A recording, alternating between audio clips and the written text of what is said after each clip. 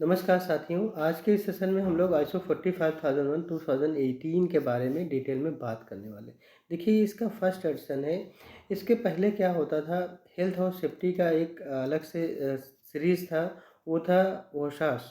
ओशास जो है पहले यूज करते थे, तो अभी ओशास क्या है, ऑब्सोलीट हो गया। 2018 से आईएसओ 45001 जो है हमें यूज करना है।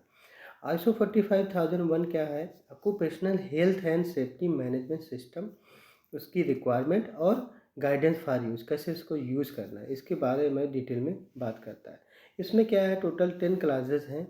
10 क्लासेस में क्लास नंबर 1 क्या है, स्कोप है। क्लास नंबर 2 नॉर्मेटिव रेफरेंसेस है। क्लास नंबर 3 क्या है, टर्म्स एंड डेफिनेशंस है। क्लास नंबर 4 क्या है, कंटेक्स्ट ऑफ द ऑर्गेनाइजेशन है। क्लास नंबर 5 क्या है, लीडरशिप एंड वर्कर पार्टिसिपेशन है। क्लास नंबर 6 क्या है, प्लानिंग है। क्लास नंबर 7 क्या है, सपोर्ट है। क्लास नंबर 8 की बात करें, क्या है, ऑपरेशन। क्लास नंबर 9 क्या है, performance evolution. And class number 10 क्या है, इम्प्रूवमेंट। तो इन सारे क्लास के बारे में हम लोग डिटेल में समझने वाले हैं। सबसे पहले हम लोग समझते हैं कि आईएसओ क्या होता है। देखिए, आईएसओ क्या है, एक इंटरनेशनल ऑर्गेनाइजेशन फॉर स्टैंडर्डाइजेशन है। आईएसओ क्या है, एक वर्ल्ड वाइड फेडरेशन है, नेशनल स्टैंडर्ड बॉडीज।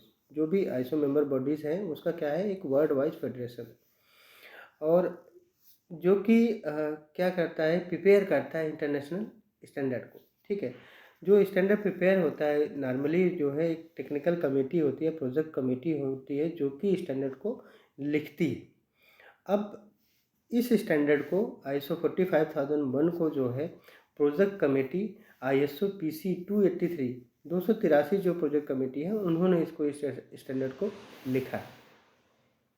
देखिए, अगर हम इनपुट आउटपुट की अगर बात करें इस स्टैंडर्ड में, तो देखिए, इनपुट की अगर बात करें तो इसमें जो कंटेक्स्ट ऑफ द ऑर्गेनाइजेशन है, जिसमें इंटरनल एक्सटर्नल इशूज़ आ जाते हैं या नीड्स एंड एक्सपेक्टेशंस आ जाते हैं इंटरेस्टेड पार्टीज़ की, तो वो सारे चीज़ें क्या आ जाती है, एज ए इनपुट इस स्टैंडर्ड के लिए काम करती है। उसके बाद आउटपुट जो आता है, वो क्या आता है, इंटेंडेड जो आउटकम आता है, OHS, occupational health and safety का मैनेजमेंट सिस्टम का, मतलब जो उनका आउटकम आता है, वो एज ए आउटपुट यूज होता है। अब इसके अंदर जो है, जो प्रोसेस है, वो हम बात करते हैं, जो एक्टिविटी हम करते हैं उसकी बात अगर करें, तो उसको पीडीसीए के टर्म में अगर हम समझें, तो प्लानिंग जो है आपके प्लान में आ जाती है। डी डू में जो है आपका सपोर्ट्स एंड ऑपरेशन आ जाता है। और जो आपका चेक होता है, उसमें परफॉर्मेंस एवोल्यूशन आ जाता है। और जो एक्ट है, वो क्या है, इम्प्रूवमेंट में आ जाता है। तो इसको हम लोग पीडीसीए में ऐसे तोड़ते हैं। अब इसमें जो क्लास नंबर 5 है, जिसको हम लोग लीडरशिप एंड वर्कर पार्टिसिपेशन बोलते हैं, वो सारी क्लासेज में एज ए सपोर्ट काम करता है। लीडरशिप एंड वर्कर पार्टिसिपेशन कहाँ होता है, हर क्लास में होता है, तो वो इसलिए क्या है, वो सेंटर में रखा है उसको। नेक्स्ट बात करते हैं, this in this document the following verbal forms are use, मतलब ये कुछ टर्म्स हैं जो कि यूज़ होते हैं इस स्टैंडर्ड या मैनुअल में। देखिए, सेल का इंडिकेट करता है कि एक रिक्वायरमेंट है, शुड इंडिकेट करता है कि रिकमेंडेशंस हैं, मे इंडिकेट करता है कि ये क्या है, एक परमिशन है, और कैन इंडिकेट करता है कि पॉसिबिलिटी या कैपेबिलिटी है। इंफॉर्मेशन जो कि मार्क है नोट के द्वारा, वो होता है गाइडेंस इन अंडरस्टैंडिंग और clarification find the associated requirement. Next बात करते हैं हम लोग, स्कोप की बात करें अगर, तो ये जो स्टैंडर्ड है, ये क्या करता है, देखिए, ये जो डॉक्यूमेंट है, ये स्पेसिफाई करता है जो रिक्वायरमेंट है occupational health and safety management system की, उसका। दूसरा जो है, प्रोवाइड करता है गाइडेंस, इसको कैसे यूज़ करना है उसके बारे में ये बात करता है। और इससे क्या होता है, जो ऑर्गेनाइजेशन है, वो कैसे जो है सेफ़ और हेल्दी वर्क प्लेसेस प्रोवाइड करे, कैसे प्रिवेंट करे वर्क रिलेटेड इंजरी और इल हेल्थ को, और कैसे जो है प्रोडक्टिवली इम्प्रूव करे ओएचएस के परफॉर्मेंस को, ये सब इसमें आ जाता है। दूसरा, अगर हम बात करें स्कोप की, ये जो डॉक्यूमेंट है, ये क्या है, एप्लीकेबल है किसी भी ऑर्गेनाइजेशन के लिए, जो भी इस्टेब्लिश करना चाहता हो, इम्प्लीमेंट करना चाहता हो, मेंटेन करना चाहता हो ओएचएस मैनेजमेंट सिस्टम की रिक्वायरमेंट को, और इम्प्रूव करना चाहता हो ऑक्यूपेशनल हेल्थ एंड सेफ्टी, और एलिमिनेट करना चाहता हो हजार्डस और मिनिमाइज करना चाहता हो ओएचएस की रिस्क को, वो कर सकता है, इसको ले सकता है। नेक्स्ट बात करें, अगर ये जो डॉक्यूमेंट है, ये हेल्प करता है ऑर्गेनाइजेशन को अचीव करने के लिए जो इंटेंटेड आउटकम है ओएचएस का, ओएचएस मैनेजमेंट सिस्टम का, उसका। और कंसिस्टेंट करता है with the organisation OHS policy से, और इंटेंडेड जो आउटकम है इसके मैनेजमेंट सिस्टम का, उसमें क्या आ जाता है, कंटिन्यूअल इम्प्रूवमेंट आ जाता है, लीगल और अदर रिक्वायरमेंट्स वो आ जाते हैं, और ये अचीवमेंट होता है इसका OHS की ऑब्जेक्टिव्स, मतलब OHS की ऑब्जेक्टिव्स हो गया और कंटिन्यूअल इम्प्रूवमेंट उसमें आ गया, लीगल और अदर रिक्वायरमेंट है उसको फुलफिल करना है, ये सारी चीज़ें आ जाती है। ये जो डॉक्यूमेंट है ये एप्लीकेबल है किसी भी ऑर्गेनाइजेशन के लिए, और उसका कुछ भी साइज हो, किसी भी टाइप का प्रोडक्ट बनाता हो या कुछ भी एक्टिविटी वो करता हो, ये एप्लीकेबल है OHS के risk under the organisation control. Means जो भी ऑर्गेनाइजेशन है वो कुछ भी अगर बना रहा है किसी भी टाइप का, उसके साइज पे डिपेंड नहीं, कितनी भी छोटी हो या बड़ी हो, कुछ भी टाइप का प्रोडक्ट बना रहा हो और कोई भी एक्टिविटी कर रहा है, तो ये ऑर्गेनाइजेशन क्या है, ये जो डॉक्यूमेंट है ये अप्लीकेबल है, वो ISO 45001 का सर्टिफिकेशन ले सकता है। ये जो डॉक्यूमेंट है ये जो है इनेबल्स है ऑर्गेनाइजेशन के लिए through it's OHS management system, और इंटीग्रेट करता है other aspect of health and safety, जैसे कि वर्कर्स और की वेलनेस और वेलबींग। तो इसका मतलब है कि ये जो डॉक्यूमेंट है ये जो है एड्रेस नहीं करता है इश्यूज जैसे कि प्रोडक्ट सेफ्टी हो गया, और प्रॉपर्टी डैमेज और environment impacts, property damage, product safety, और beyond the risk to worker and other interested relevant interested party. ठीक है, इसका मतलब है इस डॉक्यूमेंट में product safety, property damage, environment impact का जिक्र नहीं है। ठीक, नेक्स्ट बात करते हैं हम लोग क्लास नंबर 2 की। अगर बात करें नॉर्मेटिव रेफरेंसेस, देखिए इस ISO 45001 में कोई भी नॉर्मेटिव रेफरेंस नहीं है, इस स्टैंडर्ड के लिए कोई भी नॉर्मेटिव रेफरेंस नहीं। तीसरा क्लास की बात करें टर्म्स एंड डेफिनेशंस। देखिए अगर हम टर्म्स एंड डेफिनेशन की बात करें, जितने भी टर्म्स एंड डेफिनेशंस हैं वो सारे जो है ISO ऑनलाइन जो ब्राउजिंग प्लेटफॉर्म है https://www.iso.org.obp पे जो है अवेलेबल है। IEC इलेक्ट्रोपीडिया की बात करें वहाँ पे भी टर्म्स एंड डेफिनेशन अवेलेबल है https://www.electropedia.org/ वहाँ पे जा करके हम लोग ये सारी चीज़ें टर्म्स एंड डेफिनेशन देख सकते हैं, और अन्यथा जो है इसका जो मैनुअल है या इसका जो स्टैंडर्ड है उसको परचेज करके हम लोग वहाँ से रेफ़र कर सकते हैं। देखिए अगर हम बात करें कि ऑर्गेनाइजेशन क्या होता है, ऑर्गेनाइजेशन क्या होता है, person or group of people that has it own function with responsibility, authority and relationship to achieve its objectives. कि देखिए कितना डिटेल में जो है ऑर्गेनाइजेशन का डेफिनेशन गिवन है कि पर्सन या ग्रुप ऑफ पीपल है जो जिसकी की खुद जो है फंक्शन हो, रिस्पॉन्सिबिलिटी हो, अथॉरिटी हो, मतलब जो कि कुछ फंक्शन करता हो, रिस्पॉन्सिबल पर्सन हो और अथराइज हो, और उसका रिलेशनशिप अचीव करने के लिए इसके जो ऑब्जेक्टिव्स हैं ऑर्गेनाइजेशन को उसको अचीव करे, जो ऑब्जेक्टिव है उसको अचीव करने के लिए, तो वो क्या है, ऑर्गेनाइजेशन है।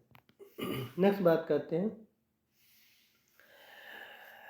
अगर हम नोट की बात करें, कॉन्सेप्ट ऑफ ऑर्गेनाइजेशन का जो है जो इंक्लूड करता है वो मतलब ऐसा नहीं कि यही सब चीज़ें हैं, इसके अलावा भी हैं, जैसे कि हो गया सोल ट्रेडर, हो गया कंपनी, हो गया कॉरपोरेशन, हो गया ऑर्गेनाइजेशन का मतलब क्या है, सोल ट्रेडर भी बोल सकते हैं उसको, कंपनी भी होती है उसके अंदर आती है, कॉरपोरेशन भी आता है, फर्म आता है, इंटरप्राइजेज आता है, अथॉरिटी आता है, पार्टनरशिप आता है, चैरिटी आता है, इंस्टीट्यूशन जो होता है वो भी आता है, वो भी ऑर्गेनाइजेशन होता है, or part or combination there are. तो ये सब आ जाते हैं, पब्लिक या प्राइवेट दोनों होते हैं। ऑर्गेनाइजेशन ऐसा नहीं कि पब्लिक ही होगा, प्राइवेट भी होगा। और इसमें जो अगर हम बात करें इंटरेस्टेड पार्टी क्या होता है, देखिए अभी हमने बात किया था ऑर्गेनाइजेशन का, तो ऑर्गेनाइजेशन के आपने बात किया पब्लिक और प्राइवेट, और उसका जो है क्या टाइप्स है, उसके अंदर क्या क्या चीज़ें आती है। अब हम बात करते हैं इंटरेस्टेड पार्टी। देखिए इंटरेस्टेड पार्टी के पहले एक टर्म यूज होता था स्टेक होल्डर, जो कि अभी पुराना टर्म्स हो गया, अभी नया टर्म्स क्या है, प्रिफर टर्म जो है इंटरेस्टेड पार्टी। इंटरेस्टेड पार्टी मतलब person or organisation that can affect be affected by or perceive itself to be affected by a decision activity. कोई भी एक्टिविटी या डिसीजन हो रहा है जिससे वो इफेक्टेड हो रहा है या अफेक्टेड हो रहा है या वो कुछ ऐसा डिसीजन लेता है जिससे ऑर्गेनाइजेशन या पर्सन जो है अफेक्टेड हो रहे हैं, तो उसको हम लोग क्या बोलते हैं, इंटरेस्टेड पार्टी। और जैसे मान लीजिए एग्जांपल के तौर पे आप कोई पार्ट सप्लाई करते हो अपने कस्टमर को, अगर आप वो सडनली वो बिजनेस क्लोज करते हो, तो अफेक्टेड कौन होंगे उससे, आपके डिसीजन से? आपके जो कस्टमर हैं वो भी होंगे, आपके जो एम्प्लॉई हैं वो भी होंगे, आपके जो सप्लायर हैं वो भी होंगे, सारे लोग अफेक्टेड होंगे, तो उसको हम लोग क्या बोलते हैं, इंटरेस्टेड पार्टी। 3.3 में क्या है, वर्कर। अगर एग्जांपल की बात करें इंटरेस्टेड पार्टी की, जैसे आपका एम्प्लॉय हो गया, वर्कर हो गया, आपके सप्लायर हो गए, कस्टमर हो गए, आपके सर्टिफिकेशन बॉडी हो गए, आपके ट्रांसपोर्टर हो गए, आपके कॉन्ट्रैक्टर हो गए, आपके जो ट्रेनिंग वगैरह प्रोवाइड कर रहे हैं ट्रेनर्स हो गए, तो ये सारे लोग आ जाते हैं, स्टाफ वर्कर सब आ जाते हैं। वर्कर की बात करें, देखिए वर्कर क्या होता है, पर्सन परफॉर्मिंग वर्क और work related activity that are under the control of organisation.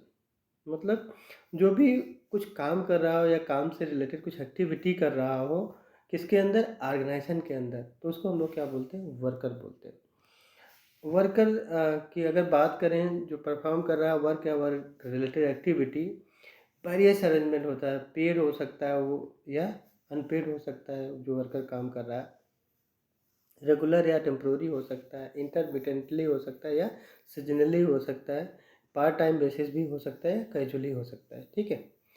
और वर्कर की बात करें तो वर्कर जो में क्या क्या इंक्लूडेड है, देखिए टॉप मैनेजमेंट से लेकर के नॉन मैनेजर जो पर्सन है वो सब क्या होते हैं, वर्कर होते हैं। और वर्कर या वर्क रिलेटेड एक्टिविटीज़ जो भी परफॉर्म कर रहा है वो under the control of organisation है, may be perform by worker employed और by the organisation, may be performed by the worker employed by the organization or worker of external provider। हो सकता है वो एक्सटर्नल प्रोवाइडर से हो सकता है वो कॉन्ट्रैक्टर से हो या इंडिविजुअल एजेंसी वर्कर से हो, ठीक है।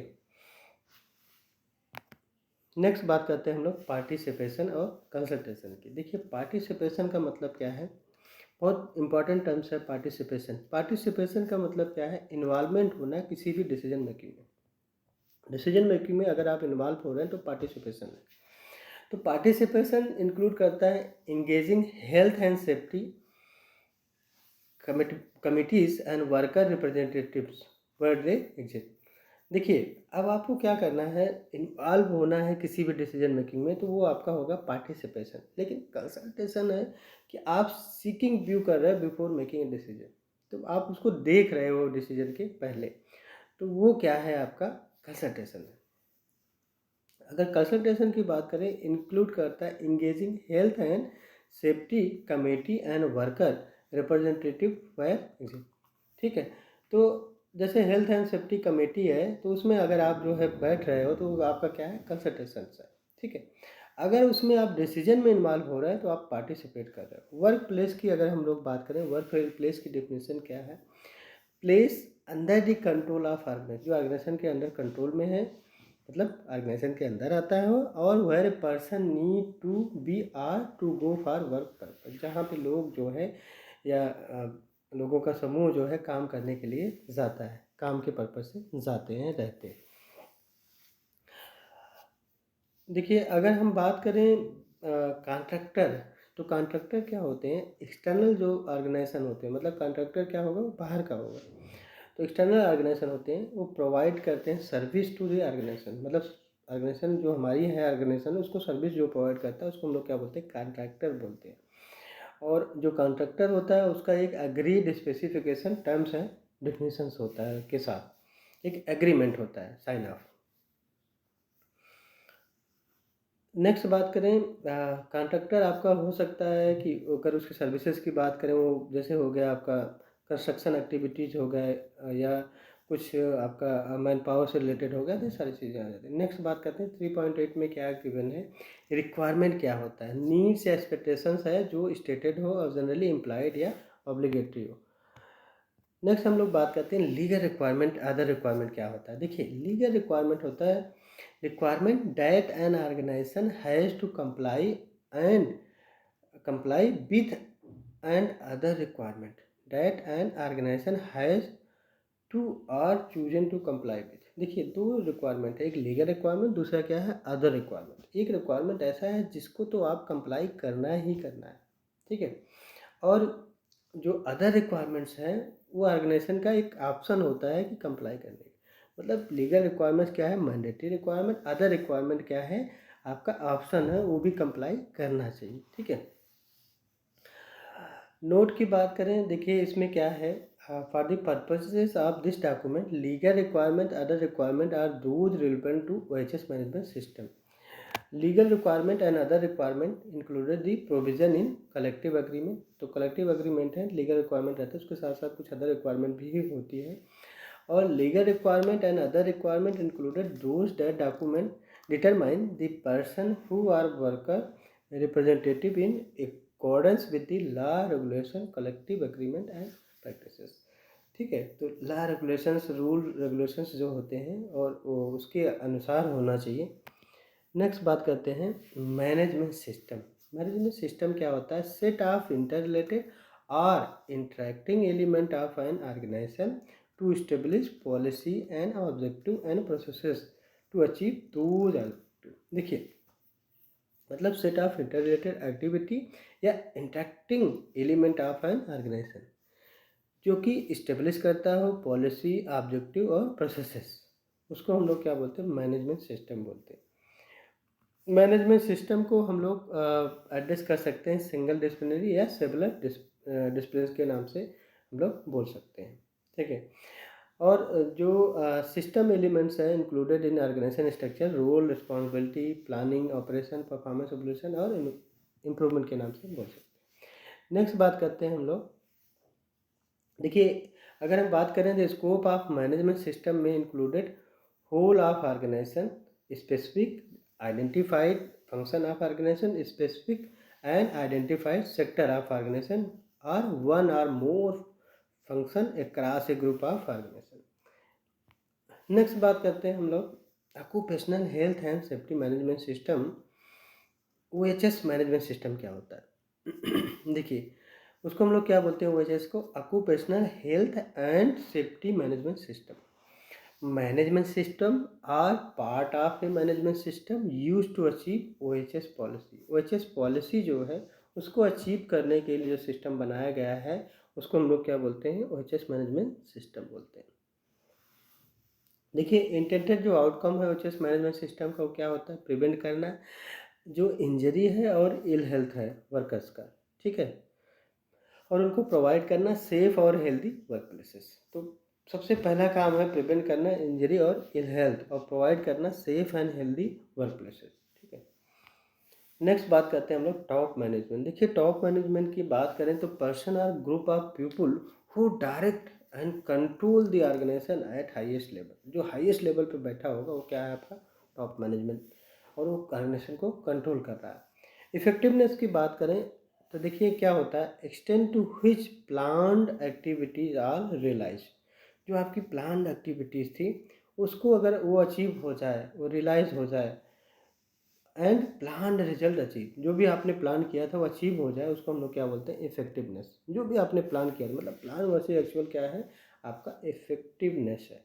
इफिशियंसी की बात करें वो क्या होगा, आउटपुट ऑन इनपुट, मतलब उस जो आपने प्लान किया था उसको बनाने में कितना इनपुट लगा, वो क्या होगा, इफिशियंसी। पॉलिसी की बात करें, intention and direction of organisation as formally spread by as top management, इसको हम लोग क्या बोलते हैं, पॉलिसी बोलते हैं। Occupational health and safety policy की बात करें, देखिए OHS पॉलिसी की बात करें तो policy to prevent work related injury and ill health to the worker. Worker का जो है वर्क रिलेटेड इंजरी जिससे प्रिवेंट हो और इल हेल्थ प्रिवेंट हो, और जो प्रोवाइड करता है safe and healthy work places, उसको हम लोग पॉलिसी बोलते हैं, ठीक है। नेक्स्ट बात करते हैं हम लोग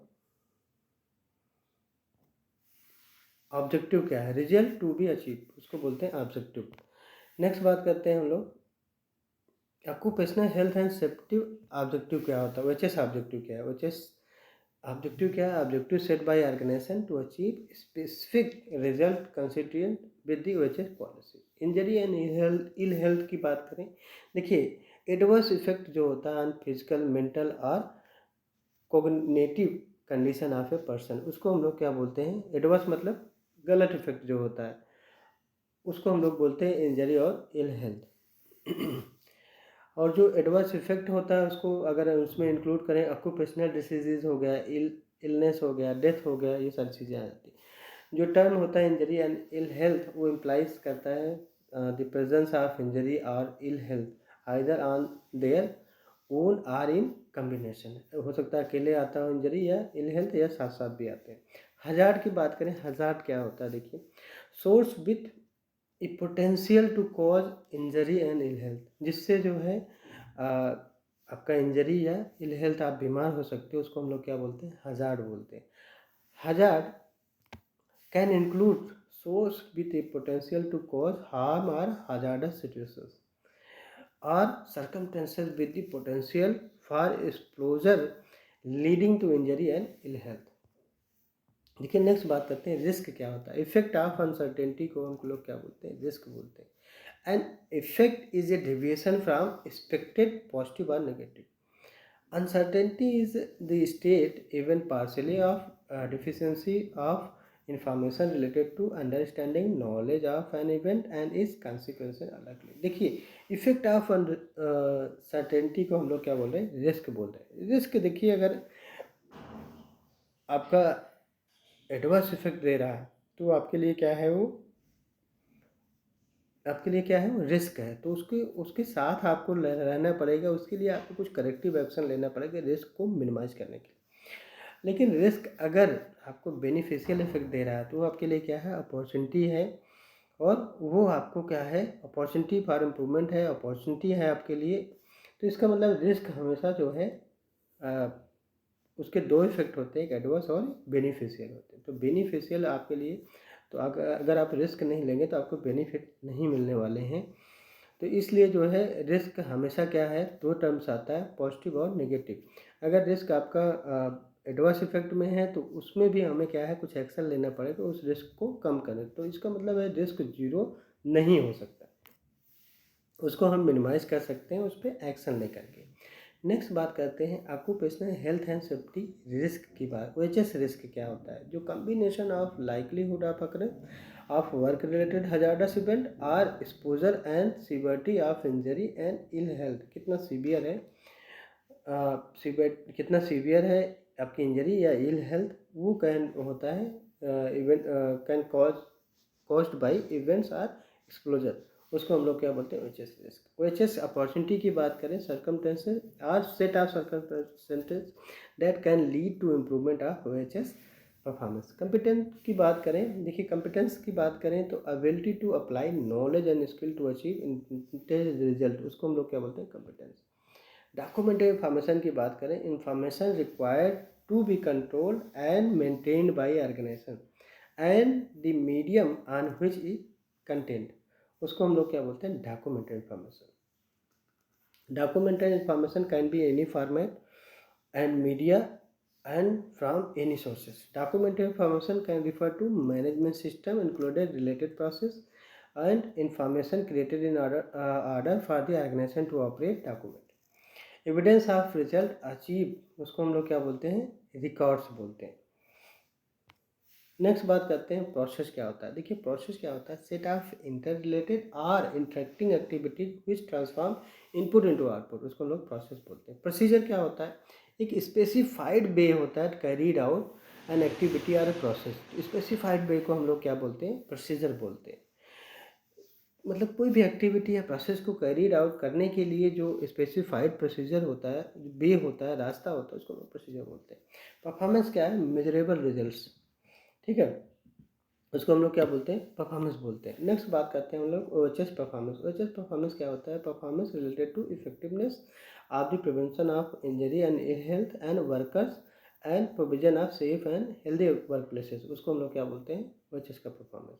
आउटसोर्स क्या है, देखिए make an arrangement where an external organization perform part of an organization function or process। और मॉनिटरिंग की बात करें, determining the status of a system और प्रोसेस आर एन एक्टिविटी।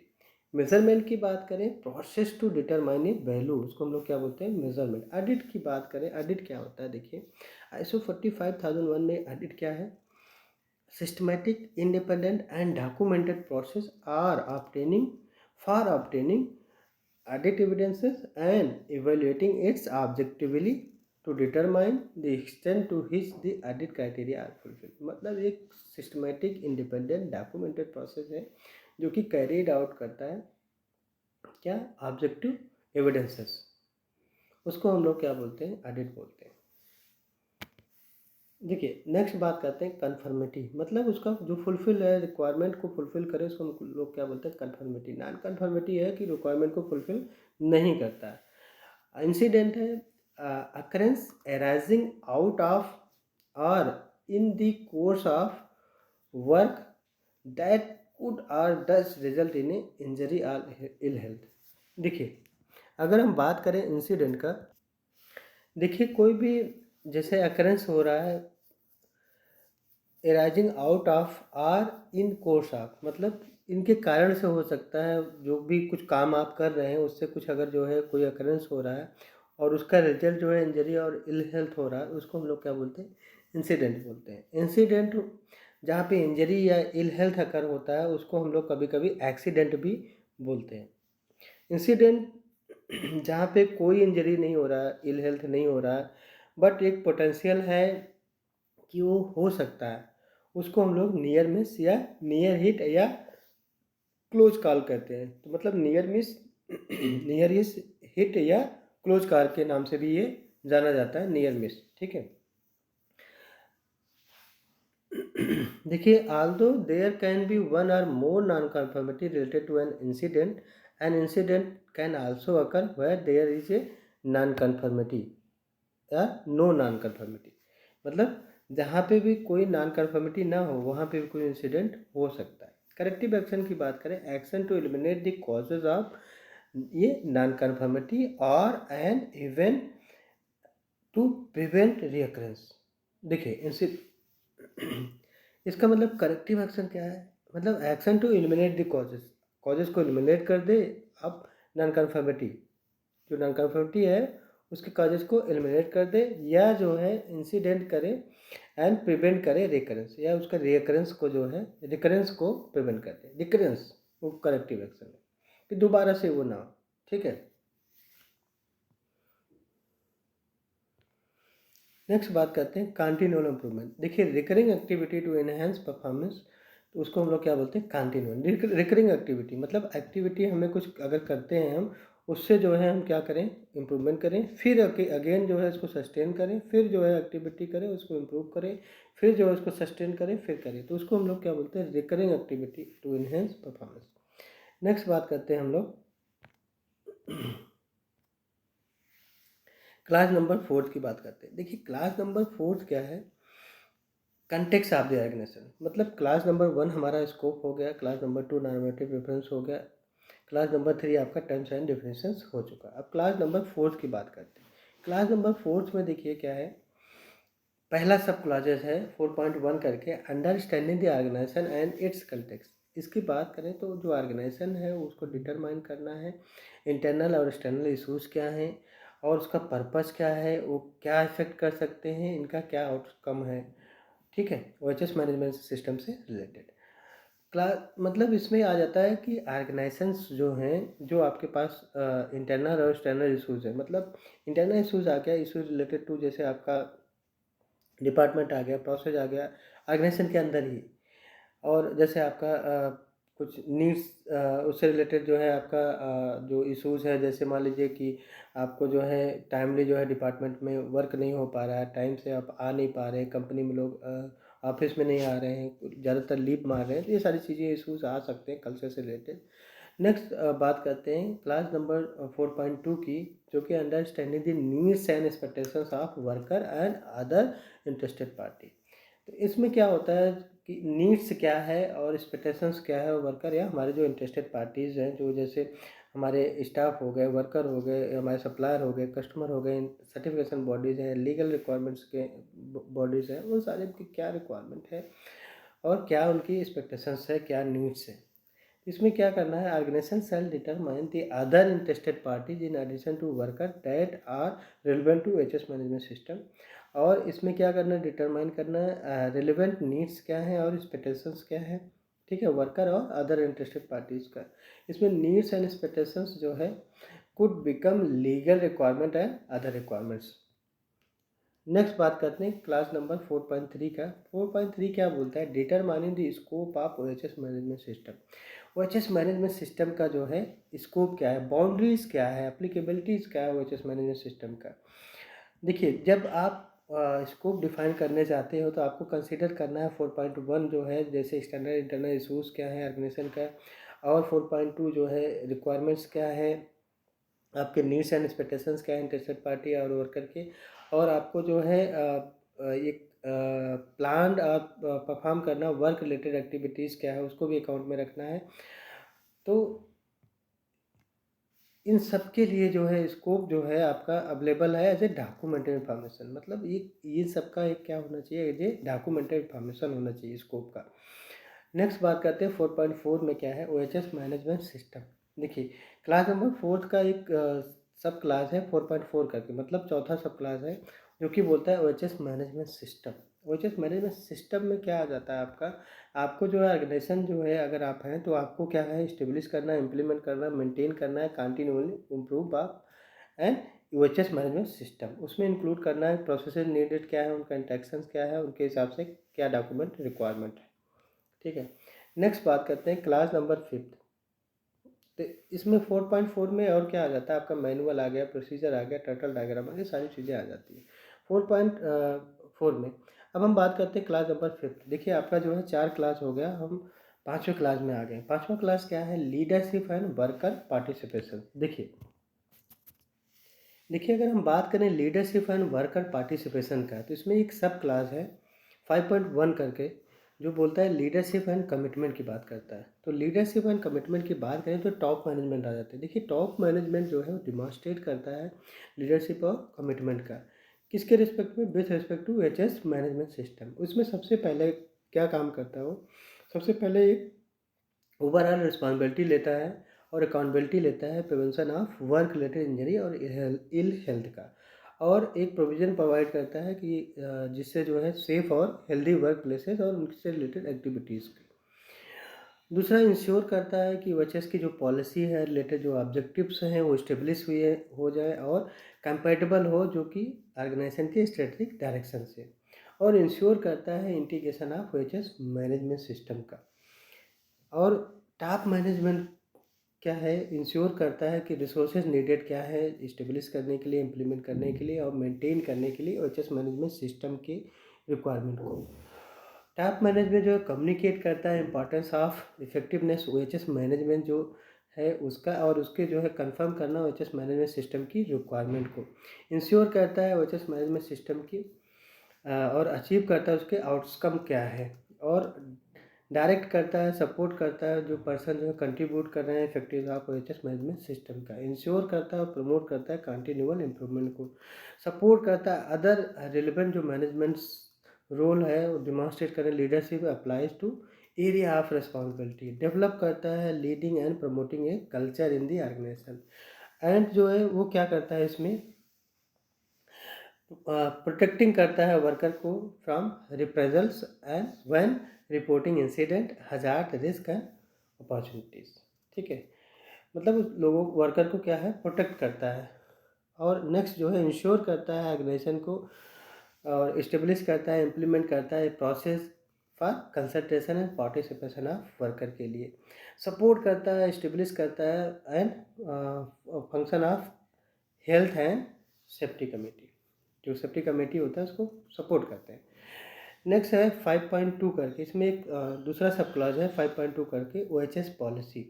देखिए, OHS पॉलिसी कौन लिखता है, top management. Top management shall demonstrate, shall establish, implement and maintain OHS policy. मतलब इस्टेब्लिश करते हैं, इम्प्लीमेंट करते हैं और मेंटेन करते हैं OHS पॉलिसी को। तो OHS पॉलिसी उसमें क्या होता है, इंक्लूड करना है एक कमिटमेंट जो होता है provide safe and healthy working condition का। एक कमिटमेंट जो है आपके जो पॉलिसी हो गया OHS का, उसमें मेंशन होना चाहिए, कमिटमेंट लिखा होना चाहिए, स्टेटमेंट लिखा होना चाहिए कि commitment to provide safe and healthy working condition for prevention of work related injury and ill health. दूसरा क्या है, प्रोवाइड करता है एक framework for setting of OHS policy. जो OHS पॉलिसी है उसमें क्या है, एक स्टेटमेंट लिखा रहेगा प्रोवाइड फ्रेमवर्क। तीसरा रहेगा इंक्लूड करता है commitment to fulfil legal and other requirement. जो लीगल एंड अदर रिक्वायरमेंट है उसका एक कमिटमेंट का स्टेटमेंट लिखा रहेगा, उसको फुलफिल करना।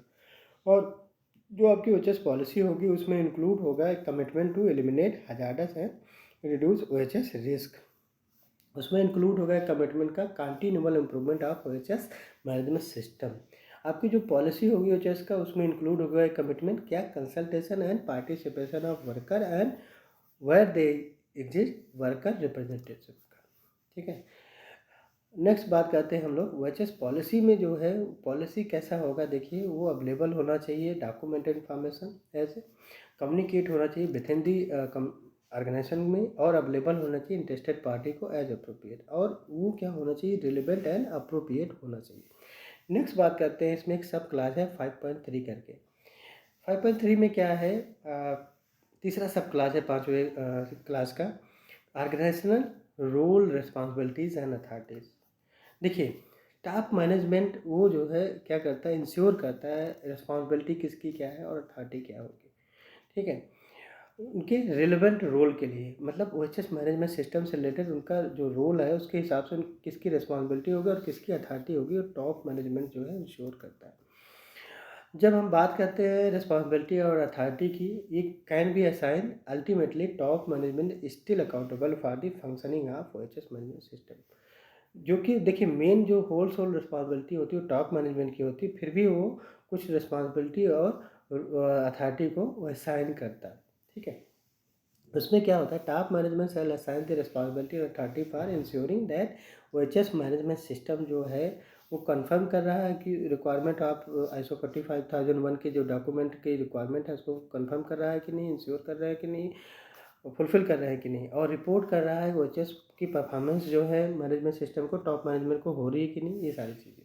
नेक्स्ट क्लास की बात करें 5.4 करके है, मतलब 5वीं क्लास जो है उसका एक सब क्लास है, चौथा सब क्लास है जिसको हम लोग बोलते हैं consultation and participation of worker. देखिए, इसमें क्या होता है, बहुत इंपॉर्टेंट क्लास है ये। देखिए, अगर हम बात करें consultation and participation of worker का, तो इसमें क्या है, ऑर्गेनाइजेशन को इस्टेब्लिश करना, इम्प्लीमेंट करना, मेंटेन करना, ये प्रोसेस किसके लिए, consultation and participation of worker के लिए। ऑल एप्लीकेबल लेवल्स, मतलब उन सारे लेवल्स पे, ऐसा नहीं कि जूनियर को करना है और सीनियर को नहीं, सबको करना है, ऑल लेवल्स पे और ऑल फंक्शंस को। और उसके लिए जो है ऑर्गेनाइजेशन को क्या करना है, प्रोवाइड करना है एक, इसमें क्या करना है, सबसे पहले प्रोवाइड करना है mechanism, time frame, training, resources जो कि नेसेसरी है कंसल्टेशन एंड पार्टिसिपेशन के लिए। दूसरा क्या है, प्रोवाइड करना timely access to clear understandable and relevant information about the OHS management. मतलब एक टाइमली एक्सेस हो जाए, जो भी मान लीजिए उनके डाउट्स हो उसको जो है वो टाइमली एक्सेस हो जाए, क्लियर हो जाए OHS मैनेजमेंट सिस्टम से रिलेटेड। तीसरा है इसमें डिटरमाइन करना, रिमूव करना ऑब्स्टेकल्स जो है, बैरियर्स जो है participation and minimise those that can be remove. और चौथा इसमें है एम्फसाइज करना consultation of non manager worker on the following. इसमें क्या क्या एम्फसाइज करना है, नॉन मैनेजर जो वर्कर हैं जैसे कि डिटरमाइन करना उनकी नीड्स क्या है, एक्सपेक्टेशंस क्या है, इस्टेब्लिश करना OHS पॉलिसी क्या है, साइन करना ऑर्गेनाइजेशन रूल रिस्पॉन्सिबिलिटी, डिटरमाइन करना कैसे लीगल और अदर रिक्वायरमेंट को फुलफिल करें, और उसमें इस्टेब्लिश करना OHS की ऑब्जेक्टिव प्लानिंग अचीव कैसे अचीव हो, डिटरमाइन करना अप्लीकेबल कंट्रोल्स क्या है, सोर्सिंग का, प्रोक्योरमेंट का, कॉन्ट्रैक्टर का, डिटरमाइन करना क्या नीड्स है, मॉनिटरिंग, मेजरमेंट और इवेलुएट करना, और प्लानिंग क्या है, स्टेब्लिश कैसे करना, इम्प्लीमेंट करना, मेंटेन करना ऑडिट के प्रोग्राम्स को, इंश्योर करना कंटिन्यू इम्प्रूवमेंट को, ये सारी चीज़ें भी उसमें आ जाएंगी। नेक्स्ट क्या है, उसमें एम्फेसाइज करना participation of non manager worker in following. उसमें क्या क्या था, हमने बात किया था अभी, डिटरमाइन करना mechanism for their consultation and participation, identify करना हाजार्ड्स क्या है, असेसिंग करना रिस्क एंड अपॉर्चुनिटी क्या है, डिटरमाइन करना actions to eliminate hazards and reduce करना है OHS रिस्क, डिटरमाइन करना कंपिटेंट रिक्वायरमेंट क्या है, ट्रेनिंग नीड्स क्या है, ट्रेनिंग एवोल्यूशन, ये सब चीज़ें आ जाएगी। डिटरमाइन क्या नीड्स है कम्युनिकेशन के लिए और कैसे जो है इसको किया जाए, डिटरमाइन करना कंट्रोल्स मेजर क्या है उसके इफेक्टिव इम्प्लीमेंटेशन का, और इन्वेस्टिगेट करना इंसिडेंट और non conformity, determine corrective actions. देखिए, अगर हम डिटेल में बात करें तो कंसल्टेशन एंड पार्टिसिपेशन के लिए क्या क्या रिक्वायरमेंट है। पहले तो आपको ऑर्गेनाइजेशन को इस्टेब्लिश करना है, इम्प्लीमेंट करना, मेंटेन करना है। कंसल्टेशन पार्टिसिपेशन के लिए क्या प्रोसेसेस क्या है, ठीक है। उसके बाद जो है प्रोवाइड करना mechanism, time frame, training and resources जो नेसेसरी है। प्रोवाइड करना timely access and clear understandable relevant information which से रिलेटेड। और डिटरमाइन करना, रिमूव करना ऑब्स्टेकल और बैरियर जो है पार्टिसिपेशन के लिए, जिससे कि और मिनिमाइज करना जो रिमूव हो सके, ठीक है। कैन नॉट रिमूव हो रहा है उसको लिए मिनिमाइज कर सके हम, जो रिमूव नहीं हो रहा है ऑब्स्टेकल उसको हम लोग क्या करें, मिनिमाइज कर सकें। और एम्फेसाइज करना consultation of non manager worker, उसको हमने बता दिया। और एम्फेसाइज करना पार्टिसिपेशन जो है आप नॉन मैनेजर वर्कर के लिए। तो कंसल्टेशन पार्टिसिपेशन के लिए वो डिफरेंट डिफरेंट टॉपिक्स हमने जो भी बताए, सारी चीज़ें जो है उसी से रिलेटेड उसके बारे में। नेक्स्ट बात करते हैं हम क्लास नंबर 6। क्लास नंबर 6 क्या है, प्लानिंग। देखिए क्लास नंबर 6 क्या है, प्लानिंग। उसमें एक सब क्लास है 6.1 करके, उसमें लिखा है action to address risk and opportunity. उसकी जो जनरल रिक्वायरमेंट है 6.1 में गिवन है कि जब भी आप प्लानिंग करने जाते हो एचएस मैनेजमेंट सिस्टम को, तो ऑर्गेनाइजेशन को क्या है कंसिडर करना है इशू रिलेटेड टू 4.1। जो हमने 4.1 में इशूज़ बात किए थे, इंटरनल डिपार्टमेंट्स जो था, एक्सटर्नल इशू, इंटरनल इशूज़, उसकी बात कर रहा। दूसरा जो है 4.2 जो है, जो आपका इंटरेस्टेड पार्टीज़ की नीड्स क्या है और उनका एक्सपेक्टेशंस क्या है, वर्कर एंड इंटरेस्टेड पार्टी की नीड्स क्या है एंड उसका एक्सपेक्टेशंस क्या है, उसकी बात करता है। 4.3 स्कोप जो है एचएस का, उसकी बात करता है। तो ये सारी चीज़ें इसमें हमें कंसीडर करके ही चल रहा है। दूसरा क्या है, अगर हम बात करें इसमें क्या है, जो एचएस मैनेजमेंट सिस्टम है वो अचीव करता है उसका इंटेंडेड आउटकम। मतलब अगर हम बात करें डिटरमाइन करना है risk and opportunity that need to address to give assurance that OHS management system can be achieve is intended outcome. और इसमें क्या है, प्रिवेंट रिड्यूस करना अनडिजायरेबल इफेक्ट, अचीव करना कंटिन्यूअल इम्प्रूवमेंट। तो ये इनका जो है मेन पर्पज़ था। देखिए अगर हम बात करें कि when determining the risk and opportunity for OHS management system, तो उसके इंटेंडेड आउटकम की अगर बात करें कि उसके नीड्स को कैसे एड्रेस किया जाए, तो ऑर्गेनाइजेशन को क्या क्या चीज़ें कंसीडर करना है, हजार्ड क्या है, ओएचएस का रिस्क क्या है, और उससे रिलेटेड जो है जो रिस्क है उससे रिलेटेड जो है अपॉर्चुनिटी क्या है, और अपॉर्चुनिटी फॉर इम्प्रूवमेंट क्या है, और नेक्स्ट क्या है, लीगल रिक्वायरमेंट क्या है, अदर रिक्वायरमेंट्स क्या है।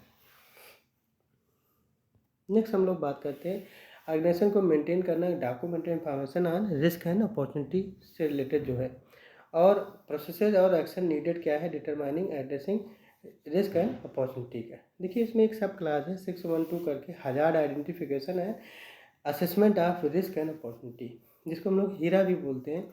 तो हजार्ड आइडेंटिफिकेशन 6121 में गिवन है। हजार्ड आइडेंटिफिकेशन कैसे होगा, देखिए ऑर्गेनाइजेशन को जो है इस्टेब्लिश करना है, इम्प्लीमेंट करना, मेंटेन करना है प्रोसेस फॉर हजार्ड आइडेंटिफिकेशन के लिए, that is ongoing or proactive processes हो, shall take into account but not limited to. क्या क्या चीज़ें इसमें आ जाएंगी, देखिए how work is organise, social factor included, workload, work hours, victimisations, harassment and bullying, leadership and culture in the organisation. दूसरा जो है रूटीन एंड नॉन रूटीन जो एक्टिविटी है, सिचुएशंस है, उसको इंक्लूड करना हजार्ड को अराइज करने के लिए, जैसे इंफ्रास्ट्रक्चर से रिलेटेड इक्विपमेंट, मटेरियल्स हो गया, सब्सटेंसेस हो गया, फिजिकल कंडीशंस हो गया, प्रोडक्ट एंड सर्विस डिज़ाइन हो गया, टेस्टिंग हो गया, प्रोडक्शन, असेंबली, कंस्ट्रक्शन, ये सारी चीज़ें आ जाएंगी। How to work is perform. तीसरा आ जाएगा पास्ट रिलेवेंट कोई इंसिडेंट हुआ हो, internal external of the organisation, included emergencies हो, उनके कॉजेज हो। और नेक्स्ट आ जाएगा पोटेंशियल इमरजेंसी सिचुएशन क्या है, उसमें आ जाएगा आपका पोटेंशियल इमरजेंसी सिचुएशन क्या है। और नेक्स्ट उसमें है people including consideration of those with access to the workplace and their activities, जैसे वर्कर, कॉन्ट्रैक्टर, विजिटर और पर्सन हो गए। एंड दूसरा जो है दोज इन द विनिसिटी of the workplace who can be affected by the activity of the organisation. Next बात करते हैं इसमें other issues included consideration of the design of the work area, process, installation, machinery, equipment, operation, procedure and work organization, included their adaptation to the needs and capabilities of the worker involved। और इसमें next आ जाता है situations आ गया, जैसे occurring in the victimity of the workplace caused by work related activities and situation not controlled by the organization आ गया, occurring in vicinity of the workplace। इसमें नेक्स्ट आ जाता है actual or propose changes in organisation operation process activity and OHS management system. देखिए next क्या है, changes in knowledge of and information about hazard. ये सारी चीज़ें हजार्ड से रिलेटेड आ गई, हजार्ड का आइडेंटिफिकेशन आ गया था, कहाँ पर करते हैं हम लोग। नेक्स्ट आ गया उसमें 6122 करके है, assessment of OHS risk and other risk to the OHS management system. Hazard identify कर दिया आपने, वर्क रिलेटेड हो गया आपका, और इंफ्रास्ट्रक्चर सारी चीज़ों से रिलेटेड आपने हजार्ड को आइडेंटिफाई कर दिया। अब आप बात कर रहे हैं assessment of OHS risk and other risk to the OHS management system. इसमें क्या करना है, ऑर्गेनाइजेशन को इस्टेब्लिश करना है, इम्प्लीमेंट करना है, मेंटेन करना है process to assess OHS risk from the identified data while taking into the account of effective of existing control, और डिटरमाइन करना, एसेस करना other risk related to the establish implement operation and maintenance of OHS management system. देखिए इसके लिए आपको क्या करना है कि ऑर्गेनाइजेशन जो है एक मेथोडोलॉजी और criteria for the assessment of OHS risk को डिफाइन करना है ऑर्गेनाइजेशन को, और with respect of their scope nature timing and ensure करना है कि वो प्रोएक्टिव हैं रदर देन रिएक्टिव, और यूज हो रहा है सिस्टमेटिक वे में। डॉक्यूमेंट इन्फॉर्मेशन इसके लिए हमें क्या करना है, मेंटेन करना और रिटेन करना मेथोडोलॉजी एंड क्राइटेरिया के बेस। नेक्स्ट बात करते हैं हम 6123 assessment of OHS opportunity and other opportunity for the OHS management system. देखिए इसके लिए क्या है, ऑर्गेनाइजेशन को इस्टेब्लिश करना है, इम्प्लीमेंट करना, मेंटेन करना है process to assess OHS opportunity to enhance OHS performance while taking into the account planned changes to the organization, its policies, its processes or its activity। दूसरा क्या है, इसमें other opportunity for improving OHS management system आ जाएगा। ठीक है, next बात करते हैं 613 determine the determination of legal requirement other requirement. देखिए इसके लिए ऑर्गेनाइजेशन को क्या करना है, organisation shall establish implement maintain एक प्रोसेस करना है जो कि डिटरमाइन करें और उसके पास एसेस हो अप टू डेट जो है लीगल की रिक्वायरमेंट, अदर रिक्वायरमेंट और other applicable to the hazard OHS risk and OHS management system से रिलेटेड। दूसरा जो है डिटरमाइन करना है कि ये जो लीगल रिक्वायरमेंट है, अदर रिक्वायरमेंट है, ये जो है अप्लाई है ऑर्गेनाइजेशन जहाँ पे भी नीडेड है और कम्युनिकेटेड है, और ये जो लीगल रिक्वायरमेंट है ये और अदर रिक्वायरमेंट है इसका अकाउंट्स इनटू अकाउंट्स में जो है हमें इसको अपने अकाउंट्स में लेना है जब भी इस्टेब्लिश करना, इम्प्लीमेंट करना, मेंटेन करना, कंटिन्यू इम्प्रूव करना OHS मैनेजमेंट सिस्टम से रिलेटेड जब भी ज़रूरत तो आपकी अकाउंटेबिलिटी है या इसको जो है अपने नॉलेज में रखना है।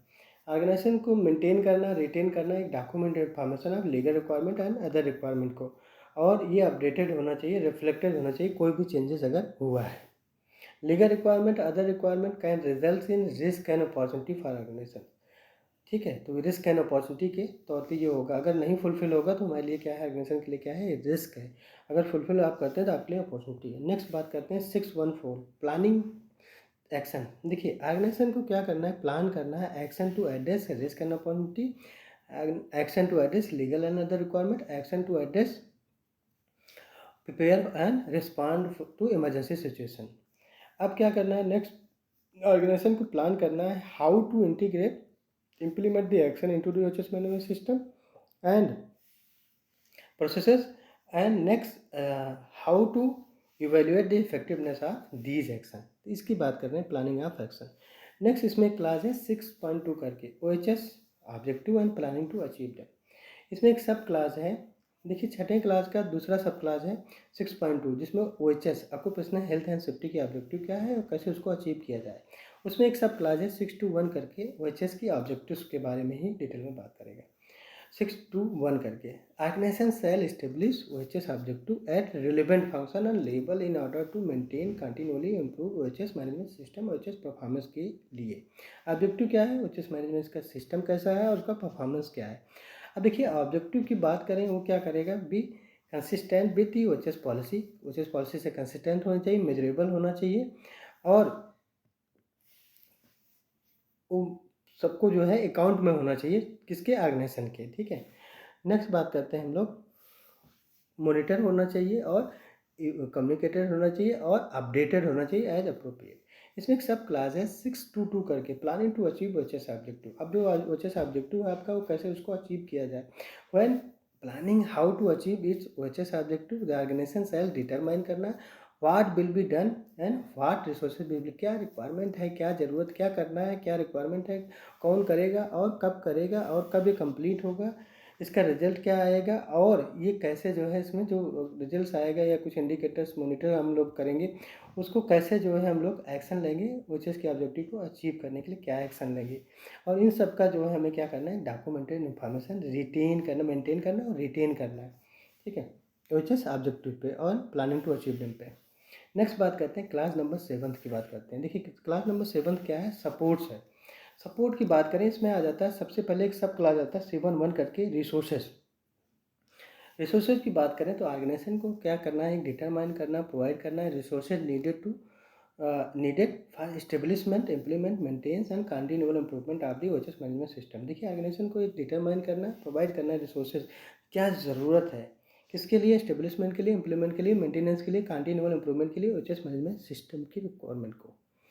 दूसरा है 7.2 कॉम्पिटेंस। तो ऑर्गेनाइजेशन को क्या करना है, डिटरमाइन करना है नेसेसरी कॉम्पिटेंस क्या होना चाहिए वर्कर का, जो कि अफेक्टेड हो या अफेक्ट कर रहा हो OHS की परफॉर्मेंस को, और इंश्योर करना है कि वर्कर जो है कॉम्पिटेंट है कि नहीं, और जहाँ पे भी एप्लीकेबल है एक्शन हमें रिक्वायर करना और मेंटेन करना नेसेसरी कॉम्पिटेंस। ठीक है, नेक्स्ट है रिटेन करना है appropriate documented information as a evidence of competency. Next है 7.3 अवेयरनेस। देखिए अवेयरनेस की बात करें, worker shall be made aware of OHS की पॉलिसी, OHS के ऑब्जेक्टिव और उनके कंट्रीब्यूशन जो है effectiveness of OHS management system का, और इम्प्लीकेशंस क्या है, पोटेंशियल कॉन्सिक्वेंसेस क्या है of non conforming to the OHS management system की रिक्वायरमेंट को, और incident and the outcome of investigation that are relevant to them. Next है hazard and OHS risk related and action determine that are relevant to them and ability to remove themselves from work situation that they consider present and imminent and serious danger to their life or health, as well as arrangement to protecting them from undue consequences for doing so on. Next है class है 7.4 करके, communication. देखिए communication में एक सब requirement है 7.41 करके, general requirement है कम्युनिकेशन की। तो ऑर्गेनाइजेशन को क्या करना है, इस्टेब्लिश करना है, इम्प्लीमेंट करना है, मेंटेन करना है processes needed for internal and external communication के लिए। तो कम्युनिकेशन कितने टाइप के, 2 टाइप्स के, इंटरनल एंड एक्सटर्नल कम्युनिकेशन। अब कम्युनिकेशन के लिए आपको OHS मैनेजमेंट सिस्टम से रिलेटेड क्या चाहिए, कि क्या कम्युनिकेशन करना है, कब कम्युनिकेशन करना है, किसको कम्युनिकेशन करना है, और किसके द्वारा कम्युनिकेशन किया जाएगा, ये सारी चीज़ें हैं, और कैसे कम्युनिकेशन किया जाए। नेक्स्ट बात करते हैं, जब आप इस्टेब्लिश करने जाते हैं कम्युनिकेशन प्रोसेस को ऑर्गेनाइजेशन में, तो आपको अकाउंट करना है कि ये लीगल रिक्वायरमेंट और अदर रिक्वायरमेंट क्या है, और इंश्योर करना है OHS की जो इन्फॉर्मेशन है वो कम्युनिकेटेड हो रहे हैं, वो कंसिस्टेंट हैं कि नहीं।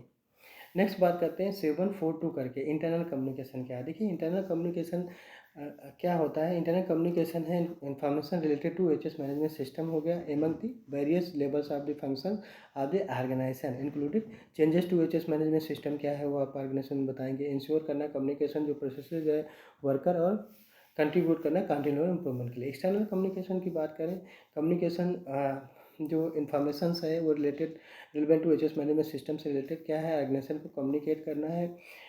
जो लीगल और उसकी अदर रिक्वायरमेंट्स हो गए वो एक्सटर्नल होगा, जो कस्टमर से रिक्वायरमेंट हो गया एक्सटर्नल हो गया, सप्लायर से रिक्वायरमेंट होगा वो एक्सटर्नल कम्युनिकेशन में आ जाएगा। नेक्स्ट बात करते हैं 7.5 डॉक्यूमेंटेड इन्फॉर्मेशन। देखिए डॉक्यूमेंटेड इन्फॉर्मेशन की इसमें एक जनरल रिक्वायरमेंट है डॉक्यूमेंटेड इन्फॉर्मेशन की 751 में, कि ऑर्गेनाइजेशन को क्या करना है, जो OHS मैनेजमेंट सिस्टम की रिक्वायरमेंट है वो उसमें जो है इंक्लूड करना है डॉक्यूमेंटेड इन्फॉर्मेशन की रिक्वायरमेंट क्या है इस डॉक्यूमेंट का, और डॉक्यूमेंटेड इन्फॉर्मेशन का डिटरमाइन करना कि ऑर्गेनाइजेशन नेसेसरी क्या है effective of OHS management system के लिए, डॉक्यूमेंटेड इन्फॉर्मेशन नेसेसरी क्या है। देखिए नेक्स्ट बात करें अगर हम, the extent of documented information जो OHS मैनेजमेंट सिस्टम से है वो डिफर हो सकता है एक ऑर्गेनाइजेशन से दूसरे ऑर्गेनाइजेशन पे। क्यों, क्योंकि हो सकता है कि ऑर्गेनाइजेशन के साइज अलग अलग हो, उसके टाइप्स हो, उसके प्रोसेस के हिसाब से, उसके नीड्स के हिसाब से, उसके fulfilment of legal other requirement के हिसाब से, कॉम्प्लेक्सिसिटी के हिसाब से और कंपिटेंट ऑफ वर्कर के हिसाब से। नेक्स्ट बात करते हैं 752 क्रिएटिंग एंड अपडेटिंग। जब भी हम क्रिएटिंग अपडेटिंग डॉक्यूमेंट की बात करते हैं, डॉक्यूमेंटेड इन्फॉर्मेशन की बात करते हैं, तो ऑर्गेनाइजेशन को क्या करना है, इंश्योर करना है कि आइडेंटिफिकेशन क्या है, डिस्क्रिप्शंस क्या है, फॉर्मेट क्या है और उसका रिव्यू और अप्रूवल जो है सुटेबिलिटी और एडिक्वेसी क्या है। नेक्स्ट बात करते हैं हम लोग कंट्रोल ऑफ डॉक्यूमेंटेड इन्फॉर्मेशन 753 में। देखिए documented information required by OHS management system से जो भी है वो डॉक्यूमेंटेड इन्फॉर्मेशन कंट्रोल होना चाहिए और इंश्योर करना चाहिए कि अवेलेबल हो सुटेबल फॉर यूज के लिए जहाँ भी जब भी ज़रूरत हो। दूसरा इट इज़ एडिक्वेटली प्रोटेक्टेड होना चाहिए इम्प्रॉपर यूज या use of loss of integrity से। नेक्स्ट है for the control of document information organisation को क्या करना है, एड्रेस करना है, क्या क्या एक्टिविटीज डिस्ट्रीब्यूशन, उसका एसेज, उसका रिटाइबल और यूजेज, उसका स्टोरेज, प्रिजर्वेशन और including preservation of eligibility, control of changes हो गया, वर्जन कंट्रोल वगैरह आ गया, रिटेंशन और डिस्पोजिशन या डिस्पोजल का कब करेंगे हम लोग, ठीक है। नेक्स्ट आ गया क्लास नंबर 8। देखिए क्लास नंबर 8 क्या है, ऑपरेशन। क्लास नंबर 8 में एक सब क्लास है 8.1 करके। 8.1 क्या है, देखिए 8.1 क्या है, ऑपरेशनल प्लानिंग एंड कंट्रोल। मतलब प्लानिंग एंड कंट्रोल कैसे करना है, ऑपरेशनल अब करना है, ऑपरेशनल बेस पे। इसमें एक जनरल रिक्वायरमेंट है 8.11 करके। Organisation operational and planning control की जनरल रिक्वायरमेंट क्या है, ऑर्गेनाइजेशन को क्या करना है, एक प्लान करना, इंप्लीमेंट करना, कंट्रोल करना, मेंटेन करना है प्रोसेस नीडेड जो भी जरूरी की प्रोसेसेस हैं जो कि मीट करता है एचएस की मैनेजमेंट सिस्टम को। उसके लिए क्या करना है, उनको इस्टेब्लिश करना है, क्राइटेरिया फॉर प्रोसेसेस क्या है, इंप्लीमेंट करना है, कंट्रोल ऑफ प्रोसेसेस क्या है विद क्राइटेरिया, मेंटेन करना है, रिटेन करना है डॉक्यूमेंट इन्फॉर्मेशन और अडॉप्ट करना वर्क टू वर्कर। नेक्स्ट क्या है 8.12 करके। देखिए 8वें का एक सब क्लास है 8.12 करके, eliminating hazards and reducing OHS risk. तो एलिमिनेट करना है पहले हजार्ड को और उसके बाद जो है रिड्यूस करना। देखिए बहुत इंपॉर्टेंट जो है क्लास है, एलिमिनेट करना हजार्ड को। सबसे पहले आपको क्या करना चाहिए, एलिमिनेट करना चाहिए। अगर नहीं हो रहा तो और उसके जो है रिड्यूस करना चाहिए ओएचएस की रिस्क को। ठीक है, उसके लिए क्या करना है, ऑर्गेनाइजेशन को इस्टेब्लिश करना है, इंप्लीमेंट करना है, मेंटेन करना है प्रोसेस जिससे कि जो है जो हजार्ड है वो एलिमिनेट हो जाए या रिड्यूस हो जाए ओएचएस की रिस्क को। उसके लिए क्या करना है, आपको एक हायरार्की ऑफ कंट्रोल जो है वो फॉलो करना है। पहले सबसे पहले हजार्ड को एलिमिनेट करना है, फिर जो है सब्स्टिट्यूट करना है। अगर नहीं एलिमिनेट हो रहा है तो सब्स्टिट्यूट करना है लेस हजार्ड से या मटेरियल से या इक्विपमेंट से। फिर क्या करना है, आपको इंजीनियरिंग कंट्रोल्स लगाने हैं। फिर क्या करना है, आपको एडमिनिस्ट्रेटिव कंट्रोल लगाने हैं। फिर क्या करना है, यूज़ करना एडिक्वेट पर्सनल प्रोटेक्टिव इक्विपमेंट। तो पीपी सबसे लीस्ट में आ जाता है। सबसे पहले आपको एलिमिनेट करना चाहिए हजार्ड को, फिर क्या करना चाहिए, सब्स्टिट्यूट करना चाहिए, फिर क्या करना चाहिए, आपको इंजीनियरिंग कंट्रोल लगाना है, फिर एडमिन, फिर आपका जो है पीपी जाएगा। तो पीपी लास्ट में आएगा। इसको हम लोग ट्रेंगल से भी दिखा सकते हैं। सबसे बॉटम में क्या होगा, आपका पीपी होगा, उसके ऊपर क्या होगा, एडमिन कंट्रोल, उसके ऊपर इंजीनियरिंग होगा, उसके ऊपर सब्स्टिट्यूट, सबसे ऊपर क्या होगा, एलिमिनेट।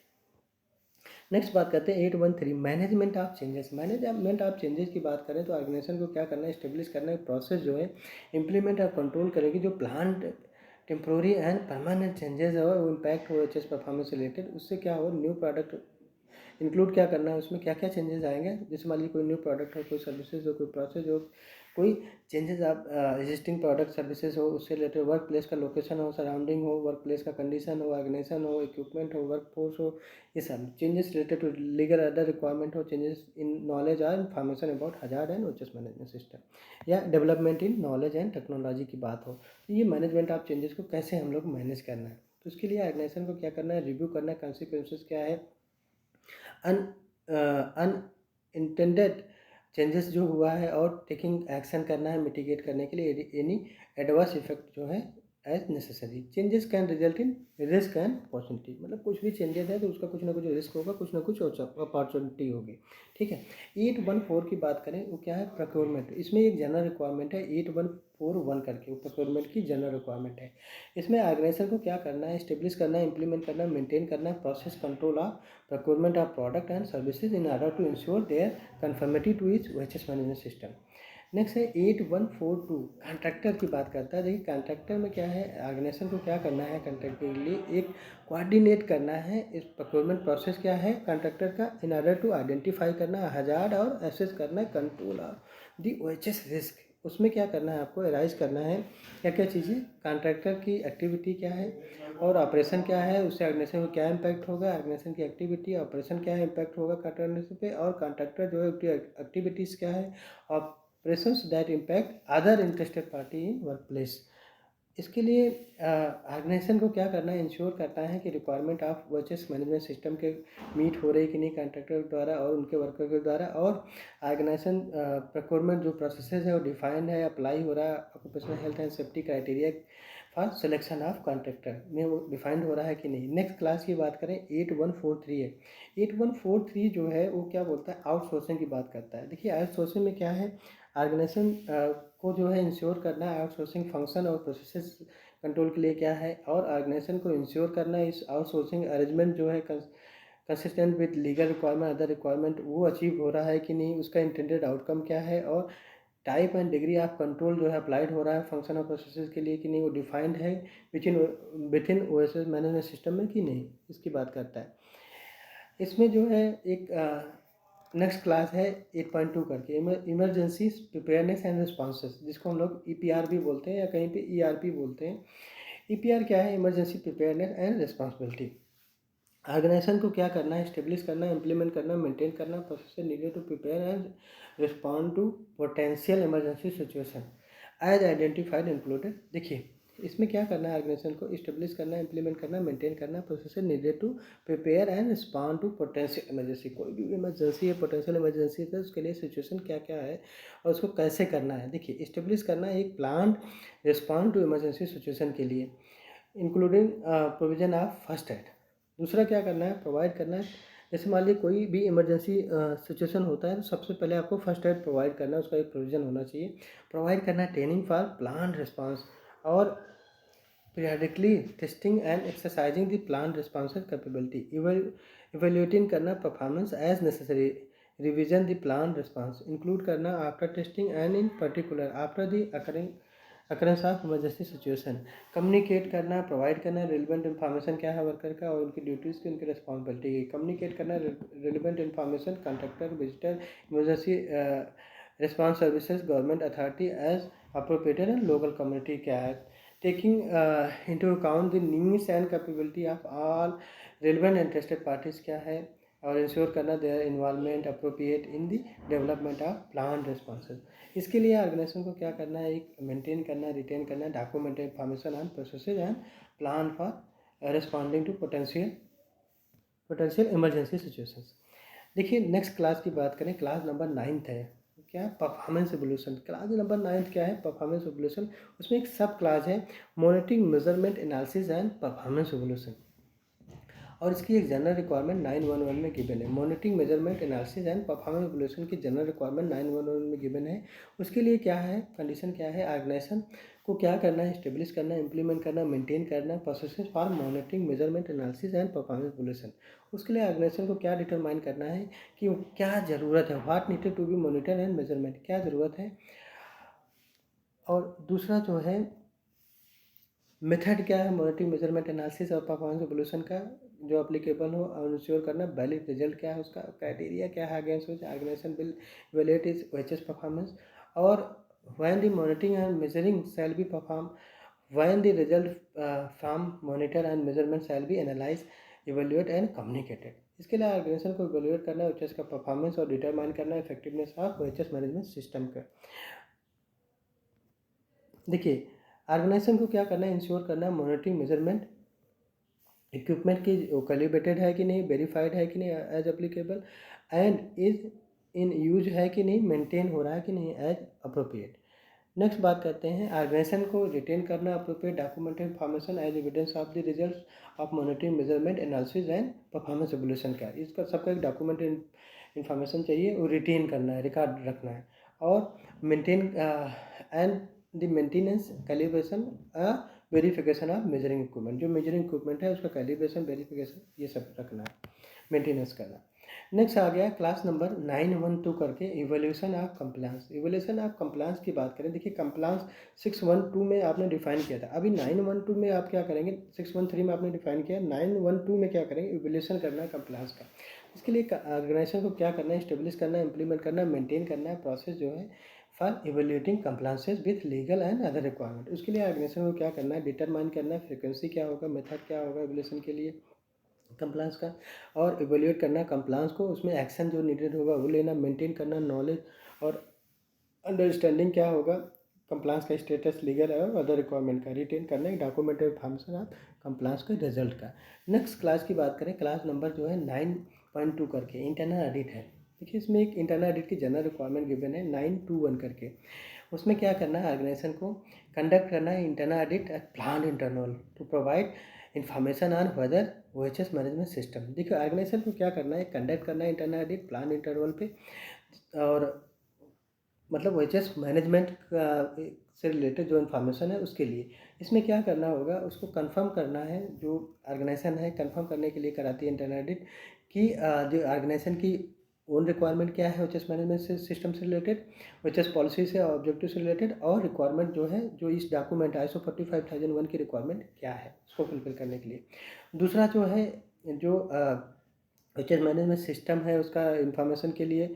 दूसरा क्या है, इस इफेक्टिवली इम्प्लीमेंटेड एंड मेंटेन, ये जो इफेक्टिवली जो आपका OHS मैनेजमेंट सिस्टम है वो इफेक्टिवली इम्प्लीमेंटेड और मेंटेन है कि नहीं, उसके लिए भी इंटरनल ऑडिट होता है। 9.22 क्या है, इंटरनल ऑडिट का प्रोग्राम है। उसमें हम लोग अगर बात करें 922 की, तो इंटरनल ऑडिट प्रोग्राम, उसके लिए ऑर्गेनाइजेशन को क्या करना है, प्लान करना है, एस्टेब्लिश करना है, इंप्लीमेंट करना है, मेंटेन करना है एक ऑडिट का प्रोग्राम। उसकी फ्रीक्वेंसी क्या है, उसका मेथड क्या है, रिस्पॉन्सिबिलिटी क्या है, कंसल्टेशन कौन है, कंसल्टिंग प्लानिंग रिक्वायरमेंट क्या है, रिपोर्टिंग किसको होगी, और कौन जो है उसको कंसिडर करेगा, कौन एडिटर होगा, कौन एडिटी होगा, ये सारी चीज़ें उसमें आ जाएगी। प्रीवियस ऑडिट का रिजल्ट क्या है उसमें डिफाइन करना, ऑडिट के क्राइटेरिया क्या है, स्कोप क्या है, एडिटर कौन है, कौन ऑडिट कंडक्ट करेगा, उसके ऑब्जेक्टिव क्या है, और ऑडिट का रिजल्ट किसको रिपोर्ट होगा, मैनेजर्स को रिलेवेंस, ये सारी चीज़ें आ गई। उसमें एक्शन कैसे हम लोग लेंगे और उसका कैसे कंटिन्यूली इम्प्रूव करेंगे और रिटेन करेंगे documented information of audit programme का। देखिए अगर ऑडिटिंग से रिलेटेड अगर आपको बहुत डिटेल में अगर आपको नॉलेज रखना है, तो ISO 19011 2018 जो है हमें रेफ़र करना चाहिए। क्लास नंबर 9.3 की अगर हम बात करें, उसमें क्या है, मैनेजमेंट रिव्यू। देखिए क्लास नंबर 9.3 क्या है, मैनेजमेंट रिव्यू।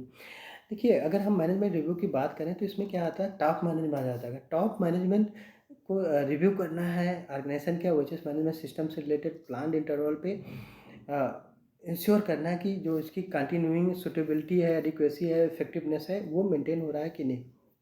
इसके लिए मैनेजमेंट रिव्यू जो है इंक्लूड करना है, क्या क्या कंसीडर करेंगे उसमें, स्टेटस ऑफ एक्शन जो है प्रीवियस मैनेजमेंट रिव्यू का क्या है, चेंजेस जो इंटरनल एक्सटर्नल इशूज़ में हो रहे हैं वो क्या हो रहे हैं OHS के मैनेजमेंट सिस्टम से रिलेटेड, और उसकी नीड्स क्या है, एक्सपेक्टेशंस क्या है, लीगल रिक्वायरमेंट्स क्या है, रिस्क एंड अपॉर्चुनिटी क्या है, उसमें जो है extend to which OHS policy और ऑब्जेक्टिव जो है मीट हो रहा है कि नहीं, और इन्फॉर्मेशन ऑन OHS परफॉर्मेंस से रिलेटेड हो गया, इंसिडेंट एक्सीडेंट हो गया, non conformity, corrective actions, monitoring, measurement, results of evolution, compliances का रिजल्ट्स क्या है, ऑडिट रिजल्ट्स क्या है, कंसल्टेशन पार्टिसिपेंट वर्कर क्या है, रिस्क एंड अपॉर्चुनिटी क्या है, इसमें और क्या करना है, इसमें एडिक्वेसी ऑफ रिसोर्सेज क्या है, maintaining effectiveness OHS management system का, relevant communication with interested party क्या है, अपॉर्चुनिटी फॉर कंटिन्यूअल इंप्रूवमेंट्स क्या है। इसके लिए क्या है, ये हमारा एज ए मैनेजमेंट इनपुट काम करेगा। अब हम बात करें अगर आउटपुट ऑफ मैनेजमेंट रिव्यू के लिए, उसमें क्या होगा, shall included decision related to continuing suitability क्या है, adequacy, effectiveness OHS management system के लिए, कंटिन्यू इंप्रूवमेंट अपॉर्चुनिटीज़ क्या क्या निकल के आई, रिसोर्सेज नीडेड क्या है, कोई चेंजेस है OHS मैनेजमेंट से रिलेटेड वो निकल के आई, एक्शन क्या लेना है, opportunity for improvement, integration of other OHS management system से रिलेटेड क्या है, और नेक्स्ट आपका क्या होगा, एनी इम्प्लीकेशंस कुछ होगा स्ट्रेटेजिक डायरेक्शन ऑफ ऑर्गेनाइजेशन का, वो निकल के आएगी। इसके लिए टॉप मैनेजमेंट सेल कम्युनिकेट करता है relevant output of management review को वर्कर को, और where they exist worker representative, worker है या वर्कर रिप्रेजेंटेटिव, उसको जो है कम्युनिकेट करता है। और हमें क्या करना है, ऑर्गेनाइजेशन को एक रिटेन डॉक्यूमेंटेड इन्फॉर्मेशन रिकॉर्ड बनाना है evidence of result of management review का। नेक्स्ट बात करते हैं क्लास नंबर 10। क्लास नंबर 10 क्या है, इम्प्रूवमेंट।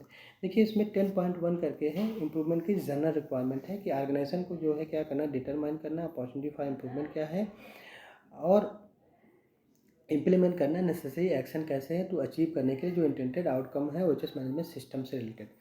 इसमें एक नेक्स्ट क्लास है 10.2 करके incident non conformity and corrective action. देखिए, अगर हम बात करें 10.2 जो है incident non conformity and corrective action की बात कर रहा है, तो ऑर्गेनाइजेशन को क्या करना है कि स्टेब्लिश करना है, इंप्लीमेंट करना है, मेंटेन करना है प्रोसेसेस जो है, इंक्लूडिंग रिपोर्टिंग सिस्टम क्या होगा, इन्वेस्टिंग सिस्टम क्या होगा, एक्शंस कैसे लिए जाएंगे, डिटरमाइन और मैनेज करने के लिए इंसिडेंट और नॉन कन्फर्मिटी को।